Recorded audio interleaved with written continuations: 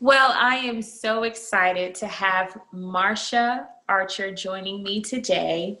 Marsha is the president of MSquared PR. Yes, I said PR. Trust me, she is all up in hospitality, so don't you worry. Marsha, thank you so much for joining me today and accepting the invitation to be interviewed. How are you? Absolutely. Thank you, Cherise. This is a pleasure to be here. I'm doing well. We're in the dog days of summer, just kind of winding down. Things are supposed to be going back to normal, but we all know that that isn't really happening. Kids are back in school. We actually got a new dog. It's like bikes. I chased a bicycle for about 4 months because they were in such high demand. You couldn't get one.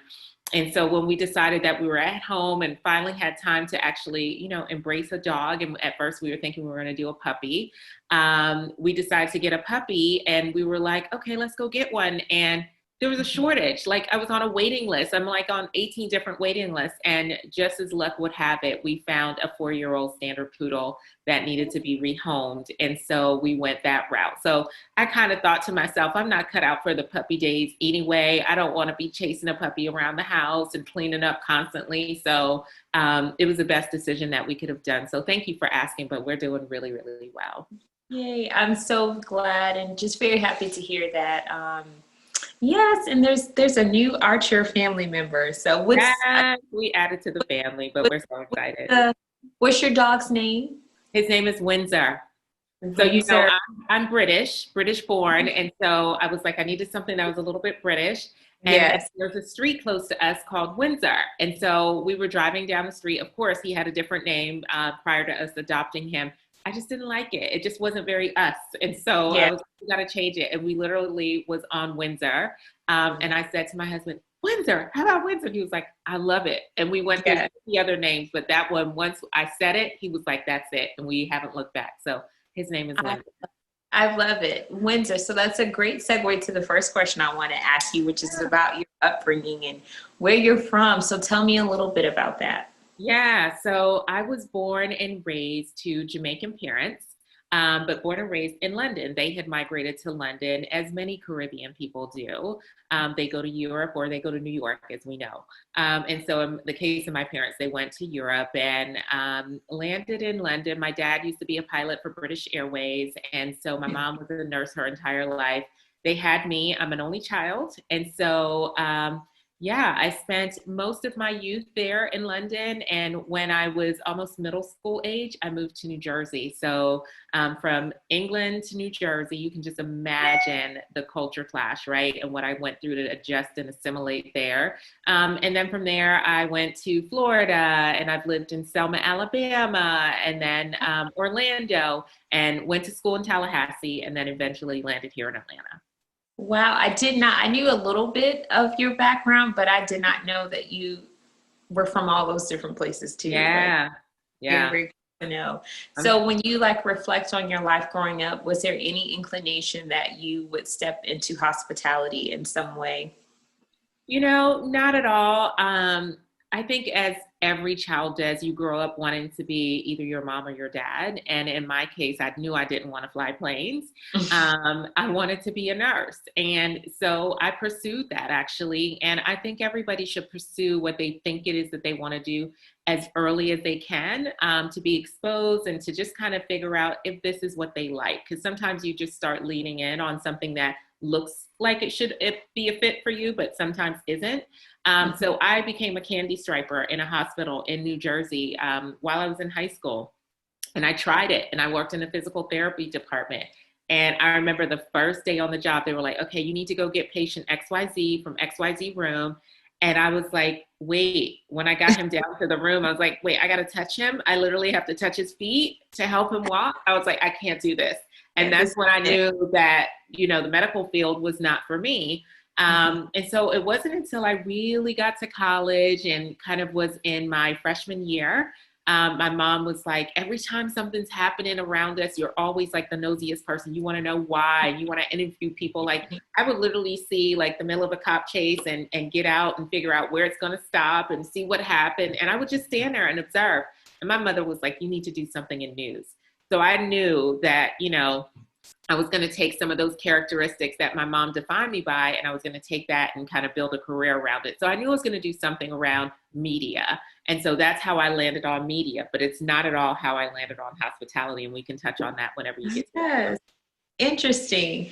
So post high school, Yeah. where did you end up going to college? Like, what was your college story? Where did you go? Why did you choose that particular school? I am a rattler by heart. I went to Florida A&M in Tallahassee, Florida, and I specialized in media and public relations and journalism. So, you know, I enjoyed my years at FAMU. It really built me up to be who I am. It's, if you take a look at like our VP elect, you know, Kamala Harris, and you think about how did she get to that point? There's just something to be said about an HBCU, and it's just this unspoken thing that happens that you experience, and it just builds you up in a way that you're like, okay, I hope this never leaves me. I don't know how to describe it, but it's just something that's instilled in you.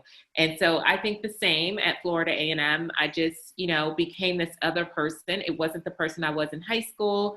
It wasn't the ambitions that I had in high school. It just kind of developed. And I'm glad it's here because it has really carried me through life and carried me through my career so far.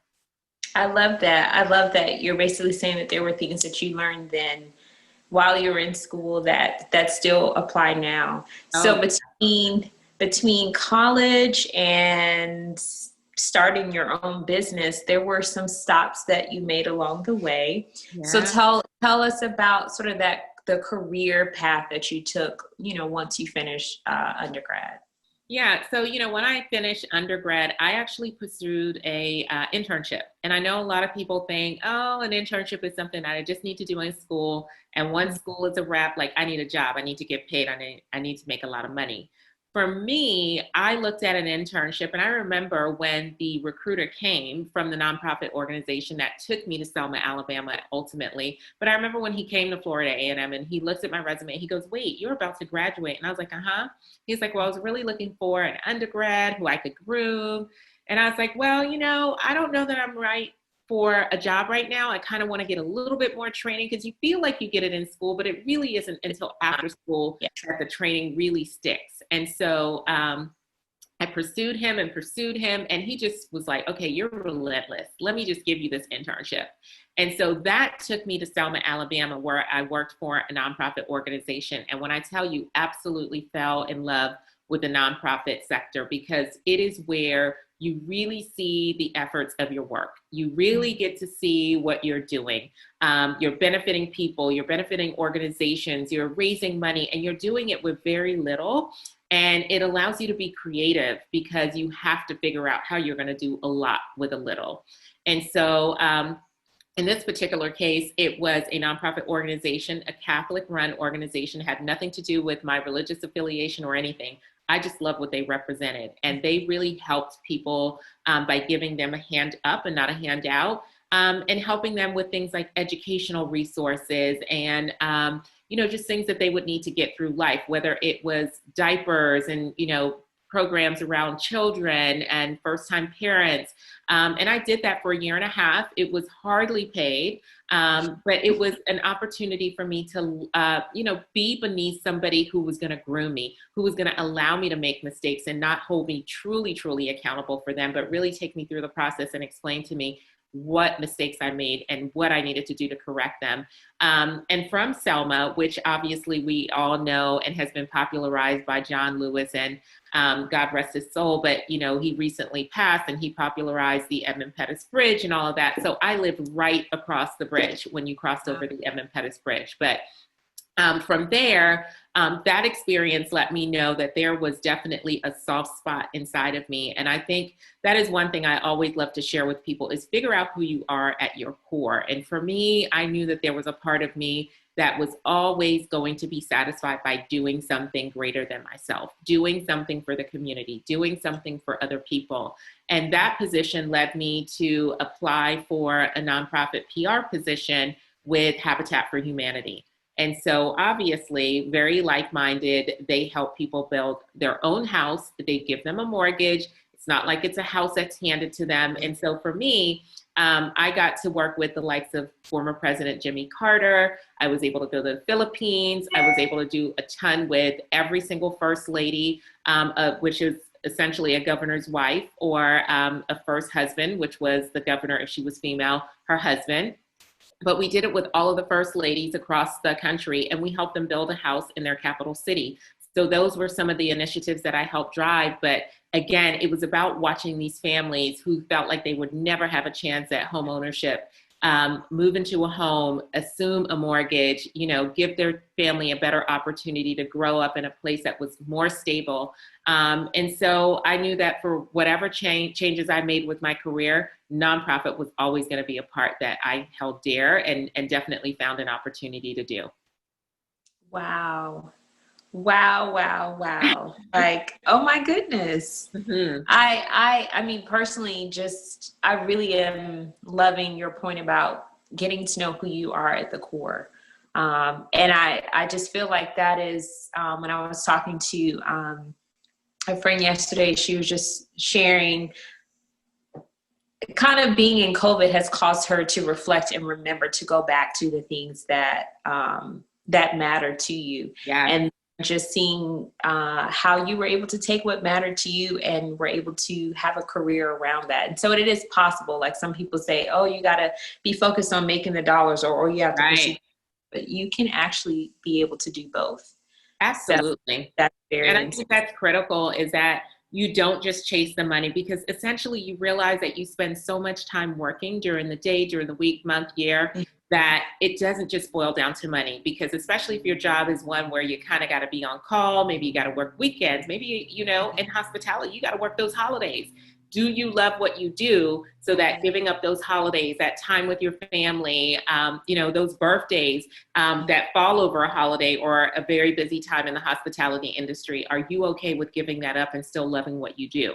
And so when you answer that question, that's to let you know whether or not you love where you are and what you're pursuing. Exactly. Because for me, when I made that shift into hospitality, and how I essentially got there was when I got to a place and I realized after Habitat for Humanity, I went to work for the Home Depot, and, Habitat for Humanity and Home Depot are so connected because Home Depot was one of the biggest sponsors for Habitat for Humanity. Right. So I got there and worked with Arthur Blank and Bernie Marcus, opening up a Home Depot store every 48 hours. So I was with them back in, their early days. Wow. And some days I didn't know what city I was in. I didn't know where I was waking up, because I was just in the next city and the next store that I needed to open. And from there, I realized I did not enjoy the rat race of retail. It was just so about the dollar. And I was like, okay, but what about the people that need help? And what about the community around the store? And so when I realized that I was leaning back into that, I decided to reflect on what was, who is Marsha at her core, and what really is it that makes her excited about going to work. And what I reflected on was when I worked at a front desk of a hotel in Tallahassee, putting myself through college. And I remember needing braces for the second time. And my mom was like, I'm not doing that. I'm not paying for it this time. She was like, I don't do the second time for anything. So you're going to have to pay for that yourself. And I was like, okay, no problem. And I was like, I need a job. And so I applied for a job at a hotel. And they were like, well, the only slot we have available is working from like 9 p.m. until 5 a.m. And I was like as in 9 p.m. to 5 p.m. And they were like, yeah. And so I worked at a front desk, and literally the number one client for this hotel was the Greyhound bus drivers, because they had such odd shifts that would bring them into Tallahassee, that they were the core clients. And I enjoyed that job, when I tell you, so much, that when I got to a point in my career where I was now out of college, considered myself an adult and able to make my own decisions, I really reflected on what was the job of all jobs that really just lit my fire. And again, I reflected back on that hotel experience, not the Habitat for Humanity, not the Home Depot. It was something that was just a little part-time job, 3 days a week from 9 p.m. to 5 a.m. And I said, okay, I need to explore this hotel thing. And that's what led me to look on, at the time, it was like monster.com or Career Builder. And I got on there, and there was a job at Four Seasons Hotel in Midtown Atlanta. And it had been vacant. You know how it tells you how long the job has been posted? I want to say it had been posted like 5 months. And it told you how many people had applied. And it was like 3. And I was like, I don't really know what Four Seasons is. I have never really been to one, but let me apply. And when I applied, I got an answer like that. Wow. And so they looked at my resume, and I remember going in for that first interview, and they were like, well, you've worked here and here and here. Why didn't you stay? Like, you stayed a year here, 2 years there, 1 year there. And I was like, yeah, I just wasn't challenged. It wasn't really me. And they were like, well, I'll be honest. I'm really looking for somebody who's going to stay long-term and be invested in this company, because that's who we are. That's our culture. And I remember responding and saying, I feel like this is the type of company that will challenge me enough and challenge me long enough that I will stay. And I ended up staying with Four Seasons for almost 6.5 years as their PR director. And that was my entry into hospitality. That's where I fell in love with it. And at the time, Four Seasons didn't have a name in Atlanta. It was Ritz-Carlton, right? Because as many people probably know, Ritz-Carlton was born and raised in Atlanta, Georgia. Their first hotel was here. And so it was Four Seasons against Ritz-Carlton, and nobody knew what Four Seasons was or what it represented. They didn't even know that it was a luxury property. And so it was my job single-handedly to put Four Seasons up against Ritz-Carlton and basically differentiate the two and explain how they were different and how their brands were different and what made Four Seasons better. And so over 6 years, I took Four Seasons from here to there. Wow. I mean, like, your story it grows, and it just gets very, very exciting. That's so amazing to me. I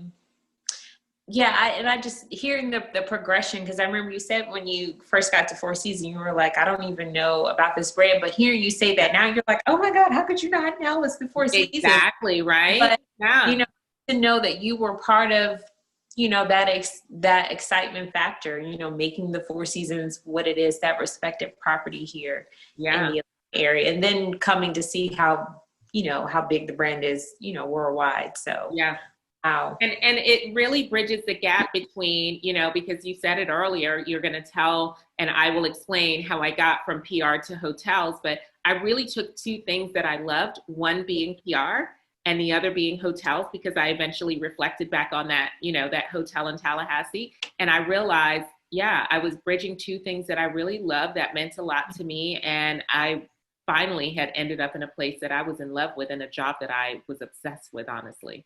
Yeah. Wow. It's okay to be obsessed with good things. Exactly. So now the origin story of your company, MSquared PR. So tell us, how you came up with the name, what kind of led you to stepping out there and starting your own business? Because it's one thing to do PR for someone else, but then you started your own business. That's amazing. I did. How did that happen? And so for me, starting my own company was never anything on my wish list. It was never like a big ambition or goal.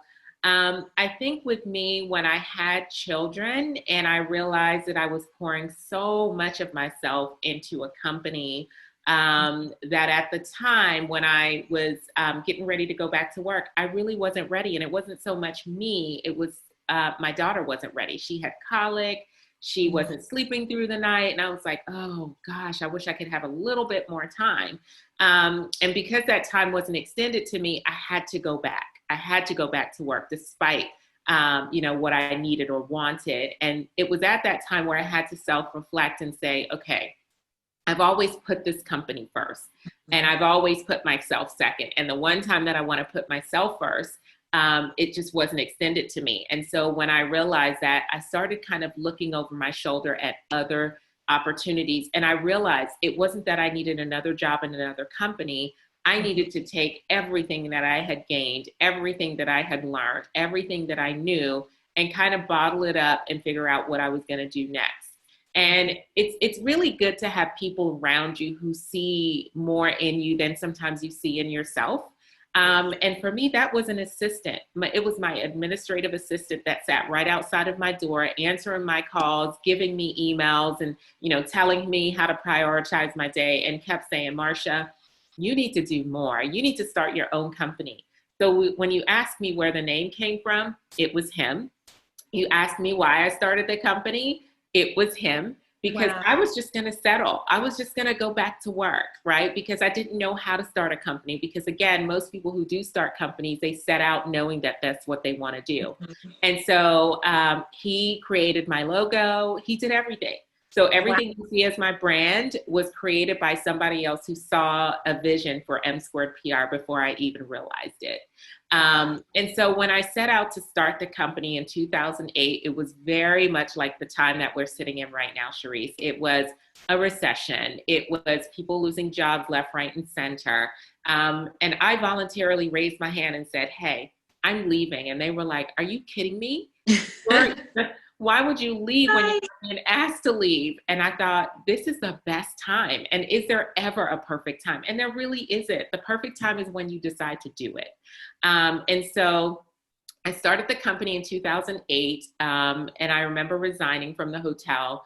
And they were like, this is not a good time. Because at the time, the St. Regis Hotel in Buckhead was just about to open. The Intercontinental Hotel in Buckhead had just opened. I mean, there was just all sorts of growth happening around Four Seasons, and they just didn't feel like it was the right time to make a change because they didn't have the time to, right? They didn't have time to bring somebody else on in PR, train them, and then start saying, okay, now here's what you need to do to get us up to speed. And so when I decided to leave, they decided to, for the first time ever, and by the way, I failed to mention that when I joined Four Seasons, I was the first Black female to ever hold a PR director's position with the company. And then when I decided to resign 6.5 years later, I was the first person to ever work out of house and hold a contract as a PR person for the hotel. Traditionally, everybody was a part of the hotel team and sat within the walls of the hotel. So, you know, within those 6 years, I was able to accomplish two firsts that I didn't know I was doing, didn't set out. The entire Four Seasons, people, all Four Seasons Yeah. Around the world. Exactly. Around the world. Yeah. Yeah. Wow. So, so when I decided to do that, I said, okay, I'm going to start this company. And I looked at my assistant. I was like, but what am I going to do? Who are my clients going to be? He was like, you know everyone, Marsha, just figure it out and go out there. And I decided I didn't want to make that mistake anymore. I didn't want to just go out and pursue things that were just going to pay me. I decided I wanted to do things that I was going to love. So of course, hotels were going to be a part of it.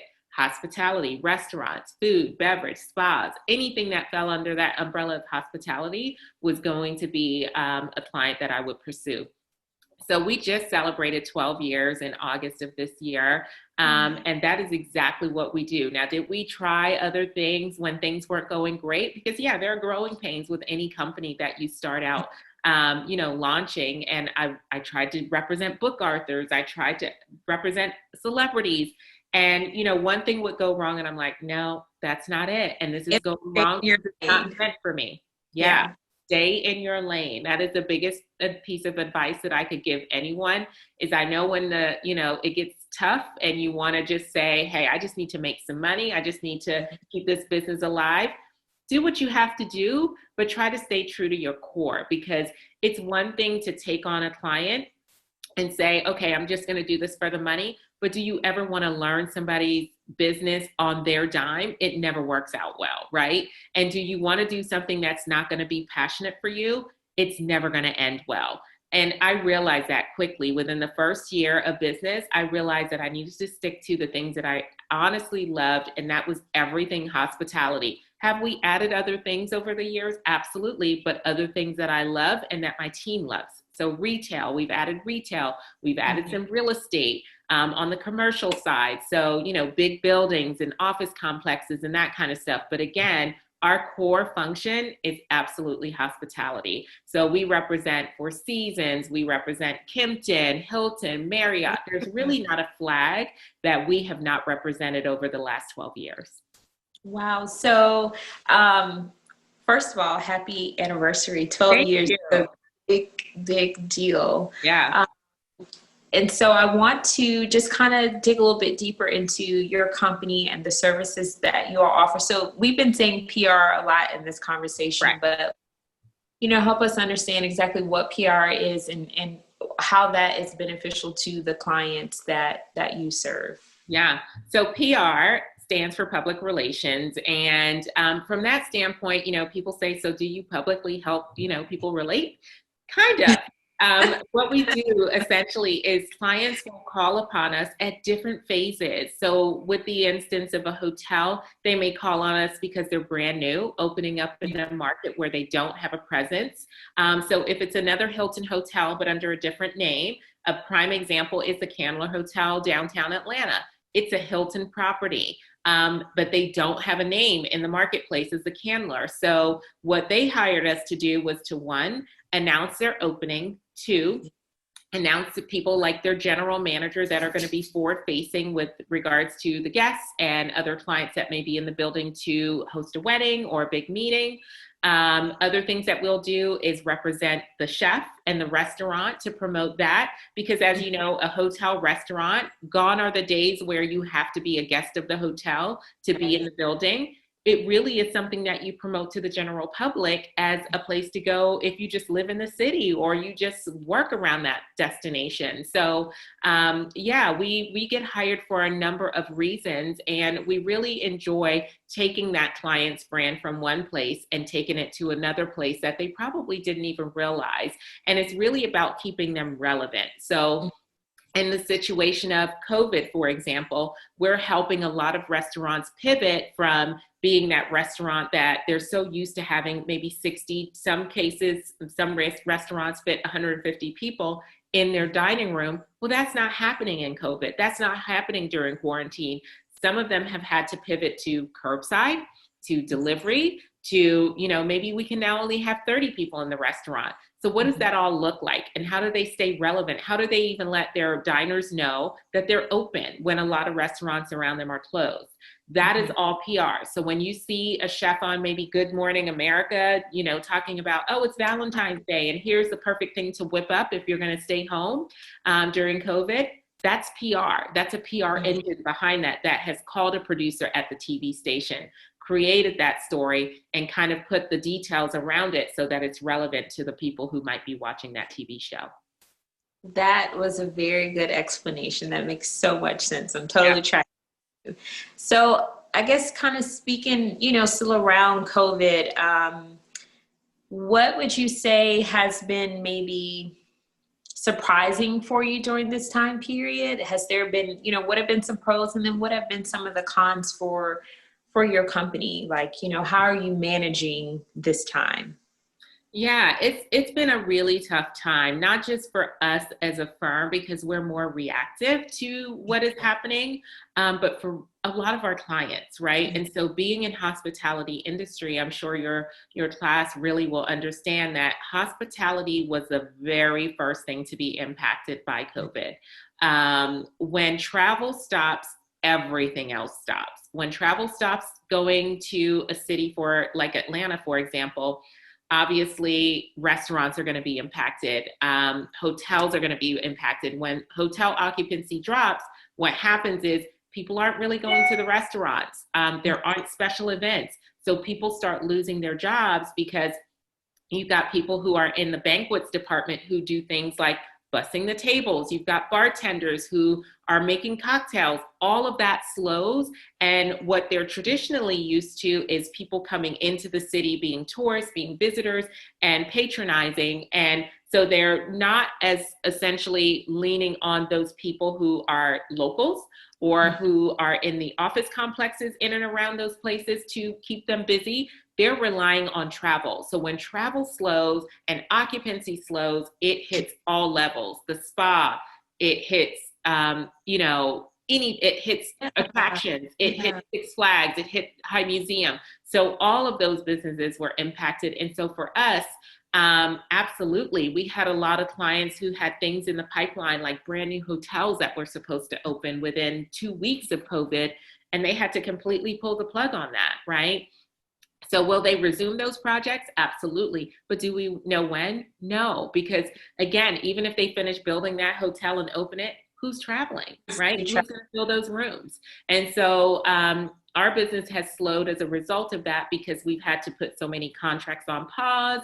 In many cases, we don't even know if some of our restaurant clients will ever reopen because, again, a lot of the restaurants, as we know, closed and did not pivot towards delivery or limited space dining. So, how do they ever reopen? And if you look at a lot of the stories, a lot of the landlords of those restaurants, which we all know are probably leased and not owned, did not extend any courtesies to those tenants so that they could, forego having to pay rent when their restaurant was closed. Right. So having to pay rent, you're not making any revenue, your staff is laid off.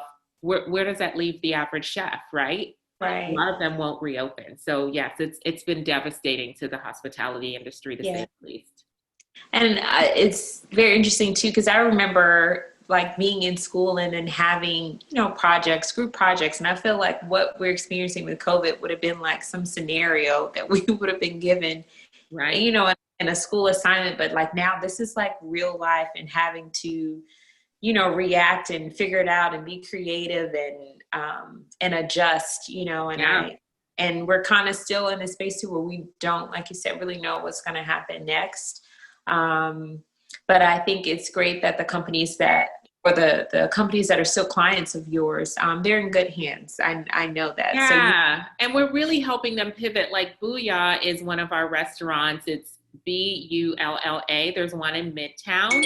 And it's a tapas, Spanish influenced restaurant. They do a really good job and they have stayed open throughout the entire process and time period. And today we had the chef, the executive chef, the corporate executive chef, because the company itself is based in Miami.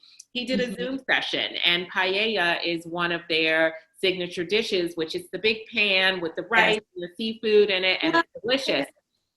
But they did something really creative where they offered people to go into the restaurant or to order ahead and pick up the pan to keep, the shrimp, all of the ingredients that you need to make a paella. And then you would log on for free. The paella kit was $18, but then the Zoom session was completely free. You logged on and you literally made a 30-minute lunch of paella during the middle of the day. And it was great because if you're lunchtime and you're working from home and you still have that 30 minutes to just kind of digress and actually have lunch, this was the perfect lunch. But what it also did, it reinforced Booyah. It told you what they did. It told you who they are, and it made them so much more approachable, but most importantly, it made them memorable. So whether you had ever heard of them before, and this was your first time logging on, I'm sure when you get back to dining out again and COVID is just not a thing, you will absolutely think of them because you'll think about, okay, mine was just okay that I made. Right. I want to go where they really perfect it. Wow. That's very creative and definitely, like you said, will leave a mark where people will want to come back. And obviously, yes, I mean, so many of us are using, Zoom and other platforms to keep businesses and, keep life going. So great idea. So I want to just kind of ask another question as it relates to the scope of work that you're in, specifically for students or people who are wanting to move into the PR area. Just kind of share about some advice or recommendations that you have for someone who wants to move into PR and then maybe specifically for hospitality related. Yeah, so on the hospitality side, PR is a lot of fun, I'll be honest. I love the fact that, and I've honestly never really had a job that wasn't different from day to day. I don't think I would thrive in a position where I went in and did the exact same thing every day. I think I'm a little too high energy for that. But I would say in the PR realm, I would say the foundation is critical thinker. Got to be able to think quickly on your toes, think about what we're going through now. How do you help companies pivot? How do you write really quick? Social media, you got to be social media savvy, got to be a solid writer. And And you got to be somebody who's easy to connect with. That's the biggest thing about PR, is that you're relying on so many people to want to listen to what you have to say. Because again, you're considered to be a brand ambassador of every single client that you represent. So for example, if somebody comes up to me, they may very well say, and I get this all the time, people will reach out to me on Facebook, Instagram, and just say, hey, Marsha, it's my anniversary. Where should I go to eat? Why are they asking me? That's because they know I'm connected to the F&B industry. They may say, hey, I'm going to Charleston, South Carolina. What hotel should I check out? Why are they asking me? Because they know, in addition to representing hotels, that every city I go to, I make it my business to figure out what the best hotels are and just to understand the marketplace of hotels in general. So again, you want to be aligned with what it is that you're passionate about. And I would say with regards to PR, definitely a solid writer, someone who's approachable, makes it your business to stay on top of what's happening in the industry. Yeah. Like every morning before I get out of bed, I flip my phone open, and it's not a flip phone. I don't know why I said that, but I open up my app and I swipe. Yeah. I swipe and skim through just kind of what's going on, whether it's jumping on CNN, Travel and Leisure, New York Times. Like I want to be on the pulse of what is happening so that when I have to engage with my clients and they're saying, hey, did you see that travel is supposed to resume in 60 days? And I'm going, oh, I didn't know that. I should know that. If travel and hospitality is my thing and I'm actually servicing clients in that business, I got to make it my business to know what is happening so that instead of them telling me what's going on, I should be telling them and making sure that they're aware and that they know that I already have a plan in place. So the day in the life of a PR person is absolutely overwhelming at times. That's what I was going to ask you. Yeah. I'm listening and it sounds so exciting. You're like, oh, I want to do what she does. People may feel that, but kind of what are the aspects of it that are really hard? So you said challenging for sure, but like what overwhelming? Like what are some of the things? Yeah, it can get overwhelming. And I would say the things that get overwhelming, especially from an agency standpoint, is that you're juggling multiple clients. And every client's brand is very different. And how do you adjust from tone to tone to tone to speak about those clients? I would say overwhelming is if something happens, right? A crisis. And I've had that happen before where something could happen, right? People have died in guest rooms before. How do you respond? There have been shootings in hotels before. How do you respond? What do you say? The client is freaking out, but how do you keep them calm and how do you jump in and assist? So that's the far end of it. That's not the typical day, but I would say, it's a lot of writing and making sure that you're getting that information out to the media and that you're doing it timely. And as you know, people in hotels, they consider themselves to be in operations. How do you slow them down and say, hey, I know it's only August, but I need you to think about Christmas so that I can get, Christmas stuff out to the media who's working 3 months in advance. Psychologically, the operational people, they don't want to think like that. Yeah. They're so in the moment. They're so by the day. So being able to build that rapport with the client and say, I know it's August. I know it's 80 degrees outside and I need you to be in the 20 below temperature and think there about the holidays.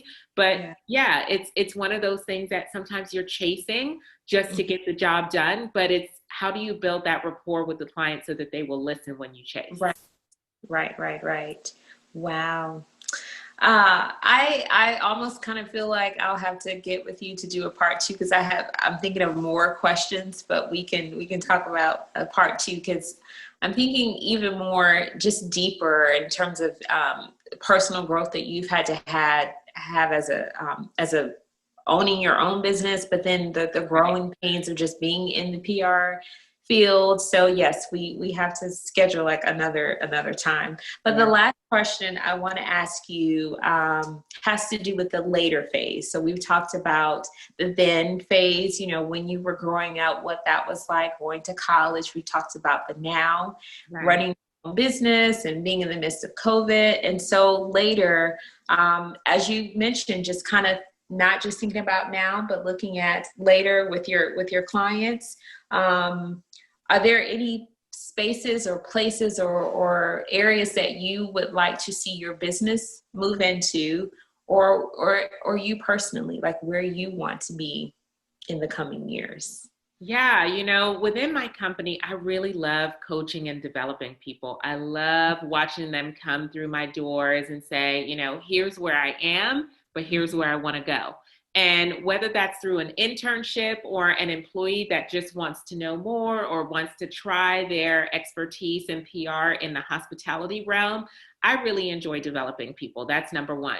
I would say for the firm in general, though, I would love to see us go international, not just in terms of our presence, but in terms of the clients that we represent. Like I would love to have a hotel or resort in the Caribbean because I personally love to travel, right? So what better to do than travel and work at the same time and just kind of play, partner your pleasure and your work together. So I would say that's definitely high on the Richter scale for the firm. I would also say in terms of diversity, really trying to focus on building up more diverse clientele in terms of, I think right now, COVID has really introduced me to a lot of people that I was too busy to really pay attention to before because I was so consumed with the day-to-day and, kind of the slowdown of a lot of my other clients. I've had chance to read and, what was it? Food and Wine just did a summary of the top 20 Black bartenders across the US, and one happened to be one that I represent. And when I looked at that summary, I was like, wow, there's so many people talent out there. Absolutely. And so I've been diligently reaching out to all of those people saying, what are you doing? How did you get to this place? What is your story? Much like you're interviewing me, I've been interviewing them. And I hope to do some things that allows to really give the spotlight to a lot more of the African Americans that are in hospitality. I've actually also jumped onto a program called the Castell Project, which is based here in Atlanta. And they did a recent June 2020 survey of Blacks in hospitality, and then a second one of women in hospitality. And the numbers are shockingly low. So I would love to see and introduce other people to the hospitality industry because we're just not showing up. I don't know why that is, but it is, kind of my self-serving decision right now to want to figure that out and to see how I can reverse that narrative. Because when I look at the fact that we, one, love to travel, two, we love to spend money and dine out, three, I would love to know how we can get on the other side of that and be a little bit more involved. So from where you sit, Cherise, I will definitely like to align with you to see how we can together help increase those numbers, especially through your coursework that you're teaching. Yes. Awesome. I'm totally here for it, and I would love to do that. Wow. I just want to say thank you again. Thank you so very much. You are just so inspiring in so many different ways. And thank you. There are some ways, I've had the chance to know you for a few years. So just there's some personal areas that, when I see you, I'm like, oh, I want to be like Marsha. And then, just even I really admire your commitment to your business, but yet it's you're committed to your family, and you're committed to your well-being. And so even over the years of knowing you, seeing you pursue personal desires and aspirations that you've had, being able to join the sorority that you wanted to join for so long, and that finally happened for you. And just did we talk about the pink and green today? just in case they missed it. In case they missed it, y'all. But yes, I'm so very, very proud of you. Thank you. Very proud of you, honored to know you, and excited about, the next phases of your life and of your business. And I'm looking forward to us connecting and doing some things together. Well, I don't take that lightly at all, Cherise, and I just want to commend you on everything that you're doing. Being a teacher and being in that profession is definitely something that someone chooses to do. And I know that you've chosen to do that, and you've always done it with passion, and you've always tried to, tap the very best and bring the very best to your students. So I know if they haven't applauded you yet, I applaud you for doing that, because it's been countless years that you've been at this, and you have stayed the course, and you have definitely, I know, will continue to make some stellar students out of this program and this coursework that you're spearheading. Yay, yay. Well, thank you so much. And I look forward to connecting with you later. Thank you, Cherise. Take You're care. And it was welcome. nice being here, everyone. Take care. Bye. Bye.